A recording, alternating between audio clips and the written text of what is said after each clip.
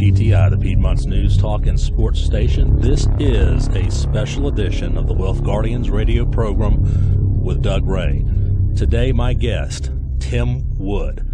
He's the editor, publisher of Cycles News and Views, a friend of mine, and I last had him on this program almost 4.5 years ago. You know, some people believe history repeats itself. Mark Twain said, "It may not repeat, but it sure does rhyme." Technicians have analyzed the price movement over time in the stock market, and they believe that markets do repeat and have identifiable cycles and patterns you can identify and learn from. And then once identified, you can react accordingly. There are many disciplines to technical analysis, and my friend Tim Wood is here today to talk about his cycles theory work. I've studied Tim's work for several years, and I've been awestruck at how accurate it has been. In fact, Tim was last on my show January 22nd, 2011. Much has happened since then, and I'm really glad to have Tim back. Tim, welcome into the show today. Doug, thank you very much for having me. It's an honor. You know, I've kind of held you, I don't want to say like an ace up the sleeve or something, but I wanted to have you back on the show when the time was right, because let me sort of set the audience up. You have been studying the stock market for quite some time. In fact, you accurately identified the 2000 top. You identified the bottom in 2002. You used all your statistical analysis. You identified the market top in 07. You identified the oil top in 08. You identified the bottom in 09. You also identified the gold top back in 11. The housing top, you identified that. Everything before it happened. It is absolutely amazing work. And honestly, I think you're going to go down as the best cycles analyst that's ever been. You're a CPA, though. Fill us in on how you went from an accountant to being a technical analyst. Well, that's kind of an interesting story. I hadn't thought about it in a long time myself. When I was, in college, studying to be, for my accounting degree and taking classes, there were some electives I had to have, and I took, it was a 400-level investment class. It was called Fundamentals of Investments.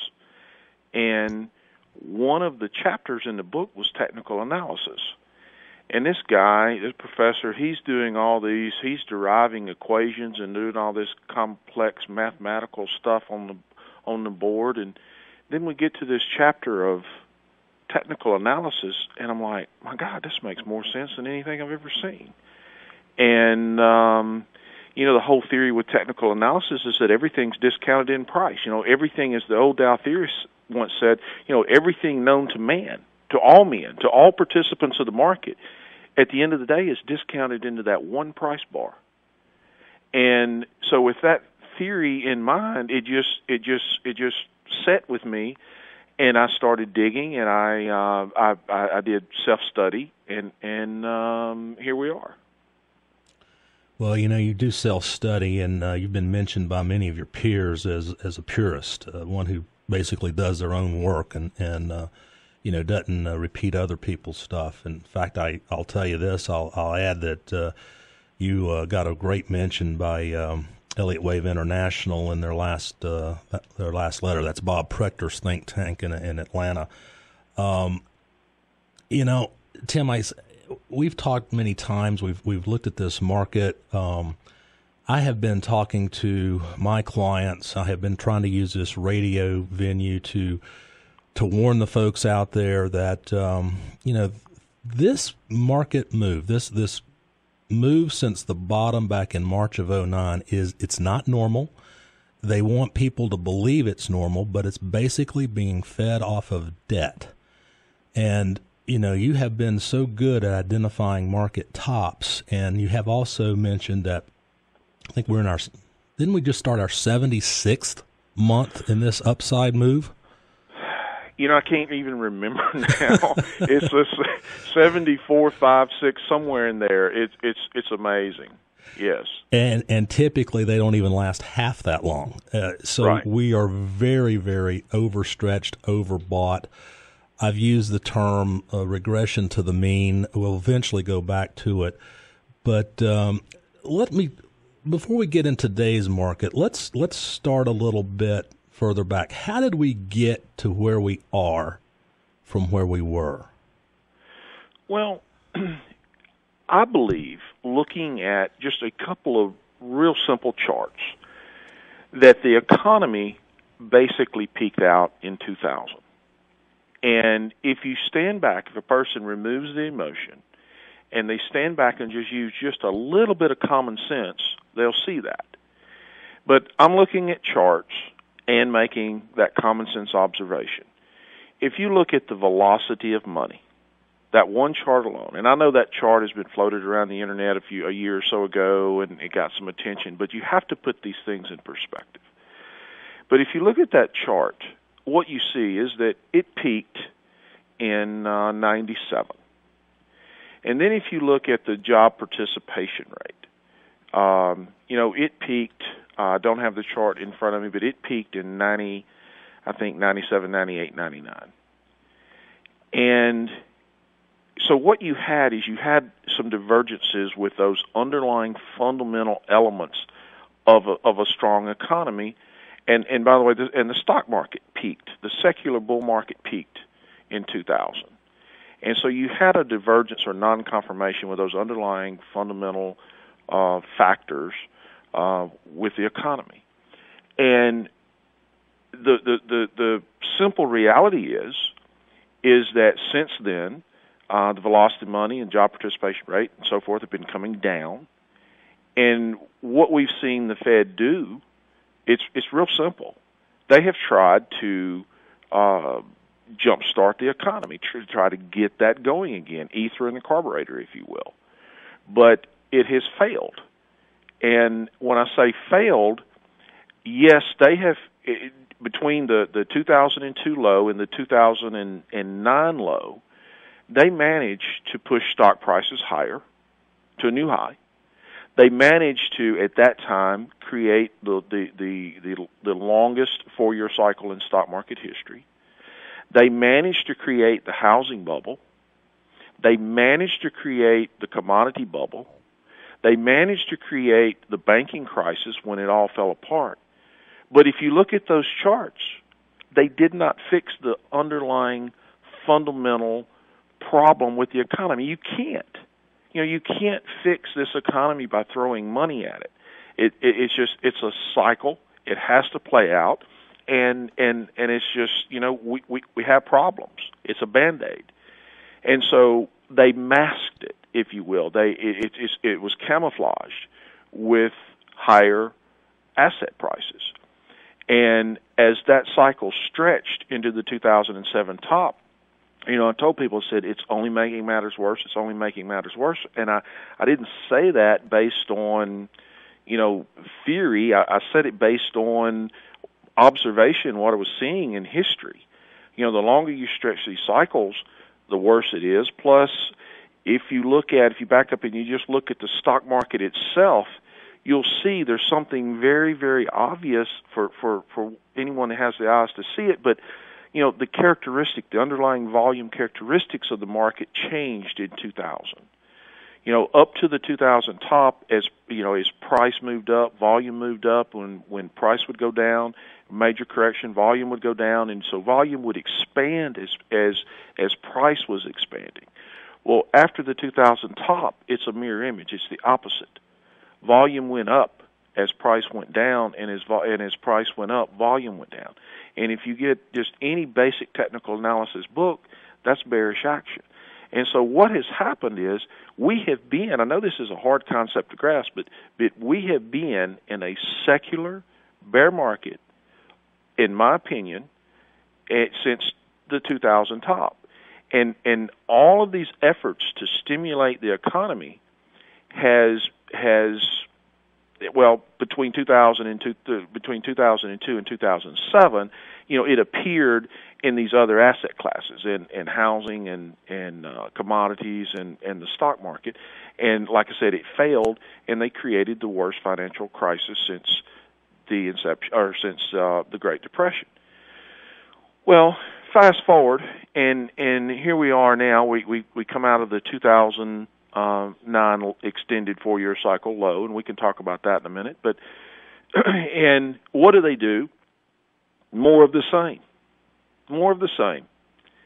And this time around, if you look at the velocity of money chart, they got very little bang for their buck. If you look at the job participation rate chart, they got very little bang for their buck. They've just collapsed. Tim, you're going to have to hold your thought. We're up against a break. You are listening to a special edition of the Wealth Guardians with Doug Ray on 94.5 WPTI, the Piedmont's News, Talk, and Sports Station.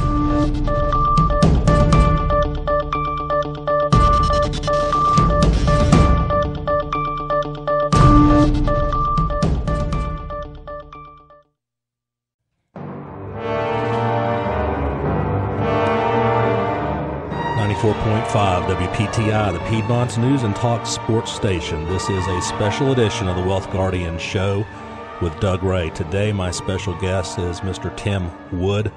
He is the publisher, author of Cycles News and Views. I'm having Tim on the entire show today because I think it's an important juncture in our economy and our market, and I wanted Tim on the show specifically because I think his Cycles work, his analysis of the market has been so amazingly good. He is one of the several analysts, I should say, that I follow, and one that I pay particular attention to when he says that the market's about to top out. He hasn't said that yet, but we both feel like we're getting very, very close to that. Tim has a newsletter and an internet site. Let me give you that. It's www.cyclesman.net. You could go on that site. He has a lot of free information on there, but if you want the good stuff, you're going to have to subscribe to his newsletter. And let me tell you something. I highly, highly recommend it. I've been a subscriber of Tim's now, I guess, since 2008, and I've seen some amazing market calls since that time by Mr. Wood. He has something he calls his DNA markers. It's something that he has discovered looking back at market cycles going back to the inception of the Dow since 1896. And these DNA markers always appear at market tops, almost without exception. I'm not going to give them out because that's Tim's intellectual property right. If you want to know what they are, you got to subscribe to his newsletter because he absolutely spells them out to you. We're going to talk about them a little bit in broad terms today. But, Tim, let me bring you back in here. When we broke at the bottom of the last segment, you were explaining that, in your view, everything that's been going on since 2000 is a bear market rally. Now, I'm going to tell you something. Wall Street's going to vehemently disagree with you on that. Well, that's fine. They generally do disagree with me, and I don't know of anyone on Wall Street that properly identified any of the tops that I have identified. So I'm comfortable with taking their heat.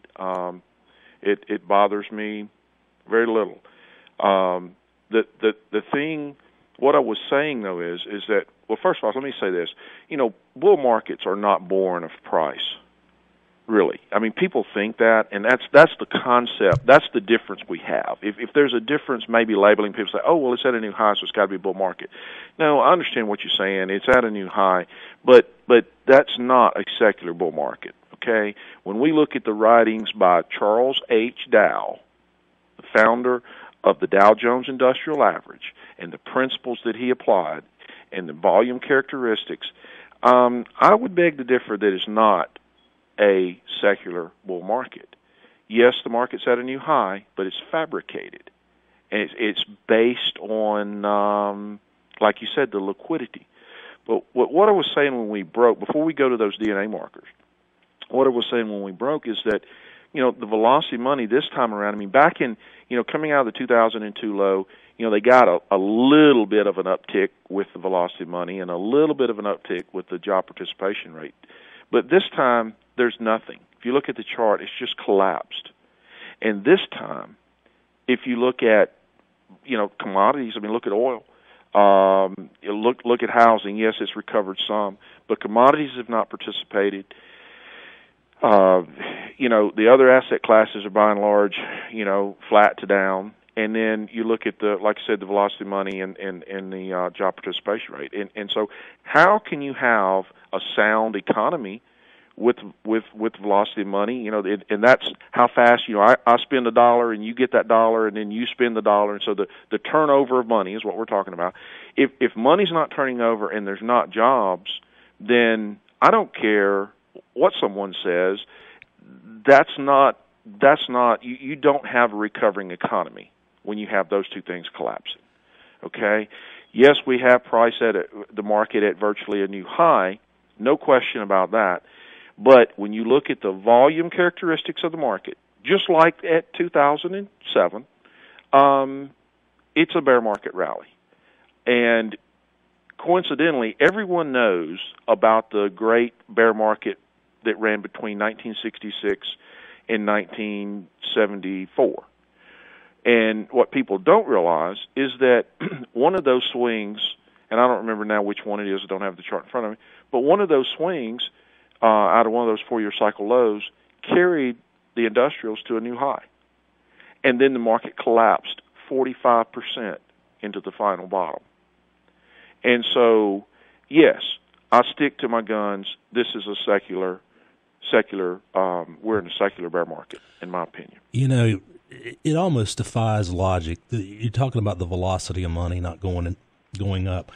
To me, it defies logic. The way the Fed has just created so much debt with all their QE programs, how in the world is money velocity not going up? It just doesn't make sense. I mean, and commodities too. I mean, every logical bet is, with all the debt out there, gold and silver would be soaring right now.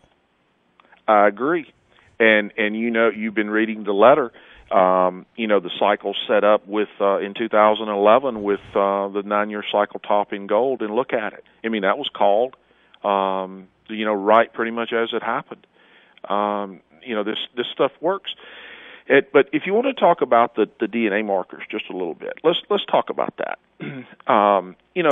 We have, since 1896, there is a cycle in the stock market that has averaged 48 months from low to low. And think of the cycle, if you will, like a pyramid, an isosceles triangle. It goes up, and then it comes down, and then it goes up, and then it comes down. Well, cycles are measured from low to low. And over time, since 1896, even with the last extension of the 02 to 07 cycle, which was at that time the longest in history, or I think it matched the longest cycle in history, they still averaged 48 months. And there's been roughly half of them have been a little less than 48 months, and half of them have been a little more than 48 months, but they have averaged 48 months from low to low. But then the question comes, how do you know when it's topped? How do you know? I mean, because you get a top in the market, but how do you know it's the 4-year cycle top? And that's what drove me to develop the DNA markers. So what it is, I went back since the inception of the averages in 1896 and found a list of common denominators that occur. Some of them are based on internals, some of them are based on structure, some of them have to do with Dow theory, but I compiled a list of common denominators, and it was used to identify the top in 2000, and it was right, and it was used to identify the top in 2007. I remember specifically the top in 2007 in July. We had a top. And I remember the market fell pretty hard, pretty quick down into August. And I remember getting phone calls and people were saying, "Is this it? Is this it? Do you think this top?" And I said, "No, I don't think so." And now, mind you, we had the longest extension of a 4-year cycle advance ever, and the market, it took a pretty good hit down into the August lows. And I said, "No, I don't think so. Because we didn't have the DNA markers." I said, "We need one more push." We got that one more push, and like clockwork, everything fell into place. And it was done. And by the same token, in 2011, many have argued, and there may be some listening, that the 2011 top, and we had a pretty good correction. If you look back at the chart, I want to say it was nearly 20% from the 2011 top down into the 2000. I think it bottomed in October of 11, and many have called that a 4-year cycle, like a short 4-year cycle. And in reality, we actually had a Dow theory non-confirmation there, and I remember there were some that came out with a Dow theory primary bearish trend change or so-called sell signal in conjunction with that May high, and I said, no, I don't think so. We're going, I wrote articles and said that not all Dow theory so-called sell signals are created equally. I said, I think we're going higher. We're going back above May high, and it's not the 4-year cycle top. And I was right. And I was right based on the DNA markers, the absence of the DNA markers. And so they cut both ways. And what I have said about this rally, and just like with the rally out of the 02 into the 07 high, I said, yes, I think it's within the context of a secular bear market. Yes, it's liquidity driven. And yes, it's extended. But we're going to know when it tops. It's going to continue to rally until we get those markers. And when the markers are in place, there's, history, going back to 1896, history shows me that when they're in place, it's done. There's nothing they can do. Nothing. It's done. But until then, yes, it can continue to ratchet higher and higher and higher. I remember that 2011 correction very well because by then I'd been reading your letter for a couple of years, and I even thought this was it. And you kept saying in the letter, no, I don't think so. The DNA markers are not there. I had clients calling saying, are we going lower? Is this it? Is this the end of the rally? And I said, no, I don't think so, because of the guidance your letter gives. If you just joined us, today we have Tim Wood on our program. He is the editor and publisher of Cycles News and Views. You can find his work on the internet at www.cyclesman.net. All right, back to your work, Tim. I'll just tell people right now, the DNA, the markers, they're not all there right now. So we're not at a market top yet, correct? It's not solidified yet. We have some serious issues right now. I mean, it's trying, and it could fall in place very, very quickly. It could also morph and mend very, very quickly because they're not all in place. Like I said, it's not solidified. But this market's in trouble. Make no mistake about it. The difference between now and 11, think about this, and I think you'll probably agree with me. 11 was close enough to 9, 8, and 9 that people panicked. Mm-hmm. People feared the market. And I said two things coming out of the 09 low that I think you'll probably remember.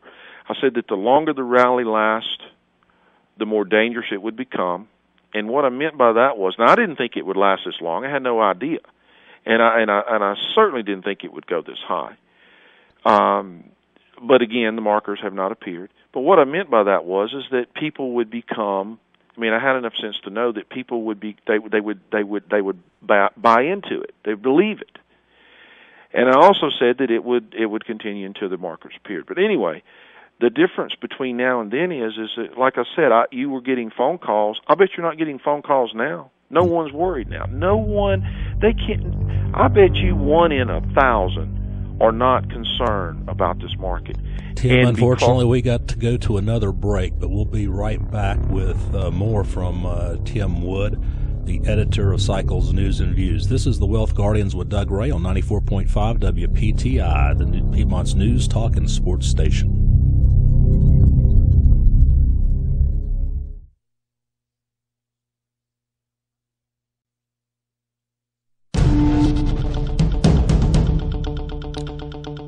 .5 WPTI, the Piedmont's news, talk, and sports station. This is a special edition of the Wealth Guardians radio program with Doug Ray.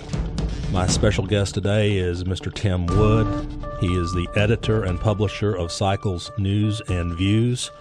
You can find his work at www.cyclesman.net. I wanted to have Tim on today because I think we're getting to a point in this market cycle that's very, very precarious, to say the least. Tim was last on my show back in January of 2011. I am an admirer of his technical analysis. He is a cycles analyst. He's been incredibly accurate, and he and I are trying to warn folks. Now, my clients are going to be okay. They're safe. But my concern is for everybody out there who is not hedged or in a safe or protected position in their retirement accounts, because my personal belief, and I think when we bring Tim back in here, he'll tell you the same thing, I think when this thing breaks apart and goes down, it's going to be worse than '08. And that can devastate anybody who is near retirement and has their monies in this market, because Wall Street's not telling you this stuff. You're not getting it. And they do not, believe me, they do not ring a bell at market tops. They'll never let you know that. They'll let you ride this thing all the way back down, just like you did in '08 into '09.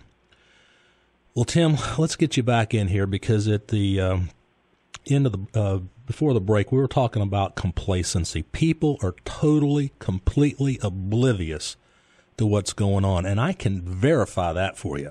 I work with people every day. They come in off of my radio program, they come in from the advertising that I do, and I see them all the time, and they are absolutely complacent. They don't have a care in the world about this market, and that is a danger signal, isn't it? Yes, it is, and that's what I meant back in '09 when we came out of the low, when I said that the longer the rally lasts, the more dangerous it would become. That is precisely what I meant. And it just amazes me. People, they don't know what they don't know, and it's amazing how people will extrapolate. You see something over the course of a year or two or three, and then all of a sudden it becomes the norm in their mind, and that's how people get lulled to sleep. I understand that. I don't blame people, because people have their life to live. They don't look at this stuff every day like you and I do. I blame Wall Street, because Wall Street will quickly tell you, there's no way to discern when the market tops and when the bottom is, but I'm telling you, there's lots of ways you can do that. Wall Street must keep the people invested for Wall Street's sake, not their sake. Let me give you an example of that. You're exactly right. And I know of no one, and I'm not look, I don't say this, the last thing I want to do is come across as arrogant, because that's discrediting, and I don't brag, I don't toot my own horn, you know that. But let me say this, I know of no one that made that call in 2000, and I know of no one that made that call in 2007. Prechter, I know he was on board with the call. I know Richard Russell, Richard Russell made the call in 2000, and Prechter made the call, I think, and myself. I identified it specifically with the DNA markers, which is something that no one else had. But I know in 2000, when I had, I made the call public in a magazine, Technical Analysis of Stocks Commodities magazine. In that instance, it set up and it just kind of flatlined, and there was time to get the publication out. And I got emails ridiculing me, people making fun. And I tried to get on CNBC. I sent the article and talked to Ron Insana. And, the guy told me, he said, I can't have you come on and say what you have to say. Because the rest of that forecast was, not only did I identify the top with the DNA markers, but I said that it would go below the 1998 four-year cycle low. And it did. They don't want to hear it. No one told, if you think about it, no one warned about the top in 2007, said that it would be the worst financial disaster since the Great Depression. No one warns about these things because they don't know. They're salesmen. And so they can say what they want to say now about us technicians, but, my record speaks for itself. And, I just hope that people will take the warning. But you asked me in one of while we were waiting to come back on the air about or you made the comment about this being worse than 2008, 2009. And I agree completely. Let me give some statistics on that. I talked about the volume characteristics of the market and how since 2000, the volume characteristics have been that of a secular bear market, in spite of the fact that we've moved to a new high. Well, there's another statistical characteristic of this market, that starting at the 2000 top, that confirms the volume, if you will. With the four-year cycle, it's a fact, going back and identifying these secular bear market periods, according to the Dow theorists, not according to me, but according to the original writings. I say original writings, according back, in the early 1900s, their original writings, but then using the writings of Richard Russell and the secular bear market periods. One of the statistical facts that I found is that in every secular bear market, the 4-year cycle declines below the previous 4-year cycle low. Well, I made the call, not knowing at the time that the 2000 top was, with certainty that it was the secular bear market or bull market top. I just knew it was a 4-year cycle top. I made the call below the 98 low based on some other things, statistical, and it came to pass. Well, look at the rally into if you look at the chart, look at the rally into the 07 high, and then the rally the decline into the 09 low violated the 02 low. So that fits. Since 2000, every 4-year cycle decline has moved below the previous 4-year cycle low. Now, if we apply that to the current situation, it sounds crazy. It sounds crazy. But what this statistic implies is that when this thing cracks, that we're going below the 09 low. And that sounds, like I said, maybe the statistic is going to be wrong this time. Maybe. But I will say this. Since the inception of the averages in 1896, that statistic is 100%. So that's a statistic that I'm not going to stand in front of. And that's the reason why I think this thing is so dangerous. The fact that it is the longest 4-year cycle ever, and that I know that the longer you stretch these cycles, the worse the revision to the mean, if you will, which fits with such a move as the statistic saying that it would, that it's supposed to go below the 09 low, and the fact that I know that there's no underlying fundamental basis for the market to have done what it's done, and the fact that I know, looking at the volume characteristics of the market. And so from my seat, it's layer upon layer upon layer upon layer of nothing. There's no support under this market. There's nothing. It's a mirage. And so, yes, I think I have to stick to that statistic, and then, if something other than that happens, then so be it. But I think there is a great chance, 99% chance, that we go below the 09 low. If you just joined us today, my guest is Tim Wood. This is a special edition of the Wealth Guardian Show. Tim is the editor and publisher of Cycles News and Views. We're having this conversation today because, in Tim's view, in my view, this market is in trouble. This run-up since the bottom in 09 is in jeopardy. We have not progressed at all since the first of the year. Tim's DNA markers are starting to align, and we're currently under 5 Hindenburg omens. Tim, I have been warning my listeners and my clients really for years now that this market is not a fundamentally built bull market, and it's dangerous. Unfortunately, or fortunately, I don't know how you want to look at it, I've been wrong. And that's okay, I'll own that, because when this thing breaks, and I think you said it, I think I've read Richard Russell to say this, Harry Dent saying it, and Prechter saying it, when this thing finally breaks, it's going to be like lightning. That is what the statistic says. It's got a lot of catch up to do, and I think that people are just going to be.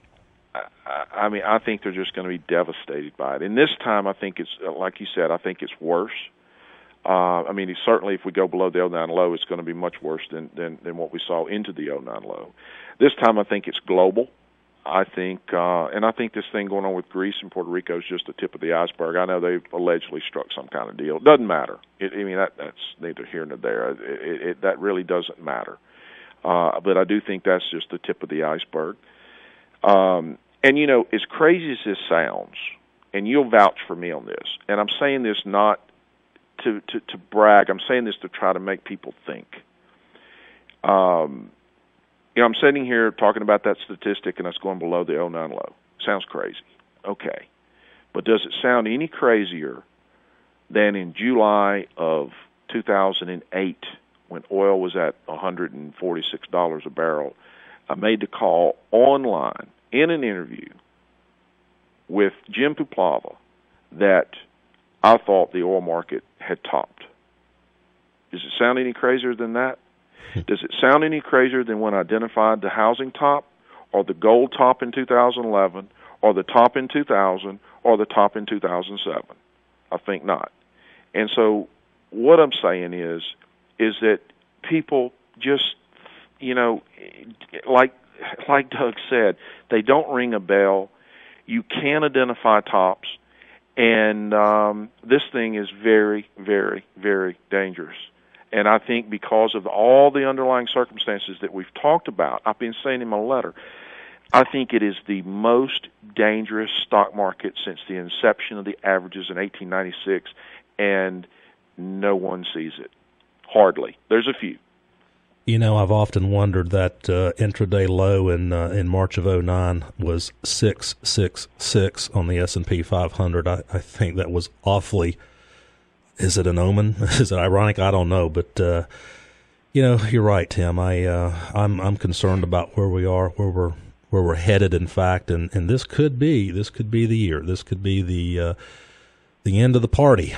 Well, this is a special edition of the Wealth Guardians with Doug Ray on 94.5 WPTI, the Piedmont's News Talk and Sports Station. Back in a moment with more from Tim.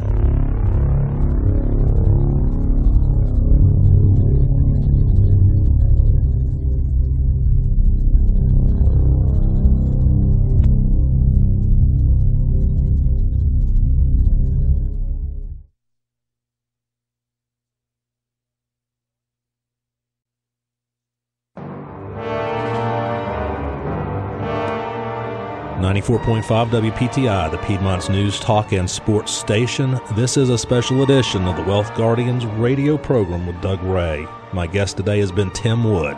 He's the CPA. He's the editor and publisher of Cycles News and Views. I have talked about Tim a lot on this radio program because I do respect his work so much. It's been amazingly accurate, his market calls using technical analysis, specifically cycle work.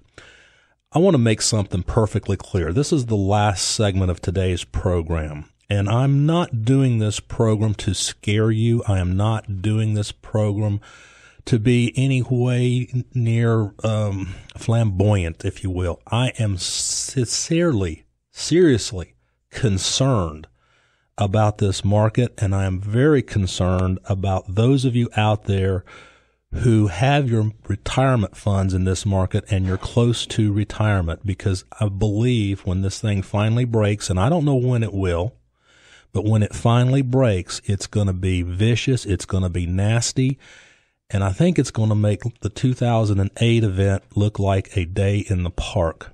I had Tim on this program for the whole hour today because his views and my views align. He's been so good at recognizing market tops, and I wanted him to be kind of a warning beacon for our listeners out there. You know, we've talked about the DNA markers. They set up pretty good last year. I think 4 of the 5 were in place, and then all of a sudden they've got blown out. They're starting to set up again.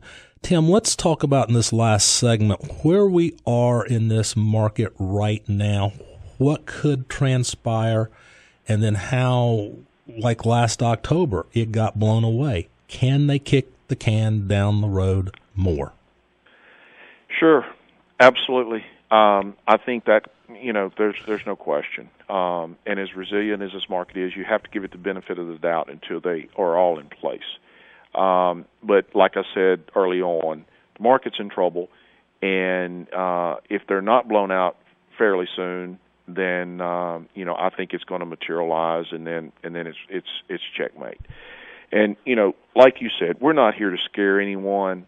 I had phone calls from people before, crying, grown men. It happened more than once, that had lost so much money. It was devastating to them. And they were actually subscribers. And they said, I just didn't believe it. I just didn't believe it.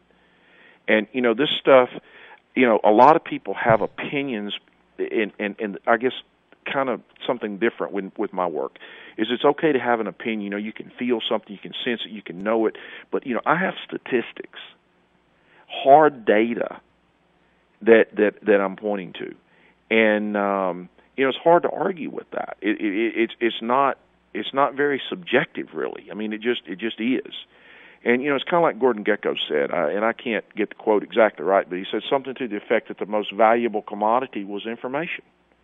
And so that's all we're trying to say here is the information. And like Doug said, the research is available in the letter. It is what it is. And, I guess that's it. I guess the message is that this is, it's a mirage, people. It's a mirage. And I am very concerned not only about the economic consequences of this, but we're seeing it. We're seeing the social and political aspect of it, and I'm very concerned about the fallout and what could happen. Robert Prechter talks in his Elliott Wave theorist. He talks a lot about the socioeconomics of a collapsing market and how in a truly bear market society gets very bearish. Riots break out. There's unrest, government instability, things like that. Do you believe that potentiality is there? Yes, I think we're starting to see it. I think we're seeing the tip of the iceberg there, and I think we're seeing the tip of the iceberg with Greece and with Puerto Rico. I think it's all starting to rear its ugly head. It's starting to come to the surface. And I think that the powers that be know it. I mean, they're not stupid. They know. They have tried to save this thing, and it hasn't worked. It hasn't worked in the sense that it hasn't fixed anything as far as the underlying economy. Yes, okay, this time stock prices are in a bubble. It's going to deflate in a big way, but nothing has been fixed. We still have to take the medicine. Yeah, it's amazed me that they've gone to the lengths that they've gone to stretch this thing out. I mean, they should have let the free market system play itself out, let GM go bankrupt, let us go through those hard times in order to refresh and grow and start another upcycle in the marketplace. I'm just stunned what they have done over the last 7-8 years. Yes, and if they had have let it play out and just let it go, we would already be through this. Because, and that's something maybe we need to talk about. I know we're running out of time, but historically, the secular bear market has lasted about a third the duration of the preceding secular bull market period. And if they had just let this thing go, it would be over by now. We would be on solid ground. We would be in 1982, 3, 4, 5. We would be there. But no. It has been extended and extended and extended, and it's only made matters much, much, much worse. And that plays right into the theory that Prechter has that we are his calls it a grand super cycle top, and when this one breaks, it's going to take the Dow down below 1,000. Now, that's what he says, and that's beyond the scope of my work. I just know, like I said, in case someone's just joined us, my work says we go below the 09 low with the next 4-year cycle low. I can't imagine what the world would look like if the Dow's below 1,000, but I know it. Anything's possible, I suppose. I know, and like I said, I think we're seeing that, Doug. I think the current political and social mood is showing us, what's about to unfold. I don't disagree with that at all. If we look at the market from a fundamental standpoint, I mean, if you open your eyes, we've got right now 90 I think it's 93 million Americans who are either out of work or severely underemployed. Now, the whole population of this country is 320 million, many of which are children that don't work. So 93 million is more than a third of the workforce that is severely underemployed. How in the world can this economy get up off its tail and be a good rip-roaring economy again and support the market when you've got so many people out of work? I agree, and that's what the job participation rate thing tells us. That's what the velocity of money tells us. That's exactly right. You know, the way to get this economy going and save the economy would have been to create jobs, not send the jobs overseas. Have some incentives to bring businesses back to this country. Some work programs. When I say work programs, I mean to fix our infrastructure. There are ways that this money could have been spent that I believe would have produced jobs and would have, I think it would have been, maybe it wouldn't have fixed the situation, but it would have been a whole lot better than what we got by just throwing money at a stock market. Why do you think they went that course? Do you have a theory on it? I don't know. I don't know. I really don't know. I have no idea. Do you? I mean, I don't know. You know, the theory goes they wanted to protect the banks, too big to fail, all that, because if they let the banks go, then it would cause this huge domino effect. But again, that's what we were arguing for a moment ago. Let it happen, because natural forces need to play out. I mean, if you go out there and you make stupid loans and you don't suffer the consequences for it, then you're going to do it over and over again and expect the government to bail you out every single time. It just doesn't make any sense to me. No, it doesn't. And that's exactly right. If you open a hamburger stand and you mismanage it, you go out of business. And, it shouldn't be any difference if hey, I drive a GM vehicle, love them. I always have driven one. But, if they can't manage their affairs any better than that, then let them go. I agree. GM made their bed years ago when management agreed to contracts that they knew they couldn't possibly keep up over time. And right, they should have gone through bankruptcy and cleaned that mess up, and they would have merged a much, much better company for it. But I don't know, man. I don't know where we go from here. I just know that I want to get this word out to as many people as I can. I have had this nagging feeling since that 2009 low and the way TARP transpired, then QE1, that things just weren't right. And I'll tell you, this year, Tim, it's not just a nagging feeling. It's just been gnawing on me. Yes, and the charts are telling us, Doug, the charts are screaming. And not to sound like a salesman, but people, the information is there, the research is there. I laid it out well in, I believe it was the May letter. And if anyone is interested in subscribing, there's some back issues there as well. Well, they can spend some time and dig into this, and they'll see what I'm talking about. It's laid out. But no, we have, I think, some unfortunately some very tough times ahead. And like I said, it's all about those markers. When they set up, it's done. Tim, we got to go. Let's have you back as things progress. You are listening to a special edition of the Wealth Guardians on 94.5 WPTI, the Piedmont's news, talk, and sports station.